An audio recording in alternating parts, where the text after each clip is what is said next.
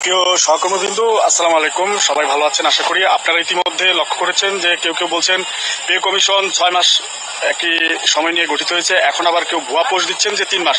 আসলে এগুলো ভুয়া। আমাদের কর্মচারীদের প্রতিনিধিগণ খুব চেষ্টা করে যাচ্ছেন যে আমাদের সরকারি কর্মচারীদের প্রতিনিধি রাখার জন্য। সে বিষয়ে অর্থ উপদেষ্টা মহোদয়ের সাথে গতকালকে দেখা করেছেন, আজকে অর্থ সচিব মহোদয়ের সাথেও দেখা করেছেন।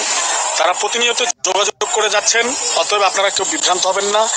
সারা বাংলাদেশের সরকারি কর্মচারীদের প্রতিনিধি নেতাদের দৃষ্টি আকর্ষণ করেছি, আপনারা সবাই ভেদাভেদ ভুলে এক হয়ে যান এবং একজন প্রতিনিধি হলেও আমাদের এই পে কমিশনে রাখতে হবে, এরকম আওয়াজ তুলুন। এটাই হলো বাস্তব কথা, এটাই শেষ কথা। আসসালামু আলাইকুম।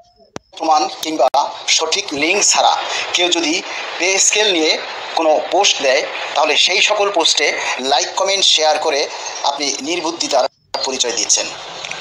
আমরা যারা দীর্ঘদিন থেকে সাংগঠনিকভাবে সরকারি কর্মচারীদের দাবি দেওয়া নিয়ে কথা বলে আসছি, আমাদের সেই নীতি নির্ধারকের কথা ছাড়া অন্য কোনো ভুয়া পোস্টে আপনারা সাপোর্ট দিবেন না। যদি কোনো আপডেট থাকে সেটা তো আমরাই আপনাদেরকে জানিয়ে দিই। অনেক ইউটিউবার আছে যারা ফেসবুককে ব্যবসা হিসাবে বেছে নিয়েছে, বিভিন্ন তথ্য উপথ্য নিজের মন গড়া কাহিনী উত্থাপন করে তারা ইউটিউবে পোস্ট করেন। সেগুলিতে আপনারা লাইক কমেন্ট শেয়ার করে আবার প্রচার করেন, আমাদেরকে আবার সেগুলি সম্পর্কে জিজ্ঞেস করেন ভাই এটা কি সঠিক কিনা। কোনো ভুয়া ইউটিউবারের কোনো তথ্য উপত্য বা কোনো নিউজে আপনারা কান দিবেন না, এগুলি গুজবের শামিল। সঠিক তথ্য উপত্য যারা সাংগঠনিকভাবে আপনাদেরকে আপডেট দেয় তাদের কাছ থেকেই আপনারা পেয়ে যাবেন।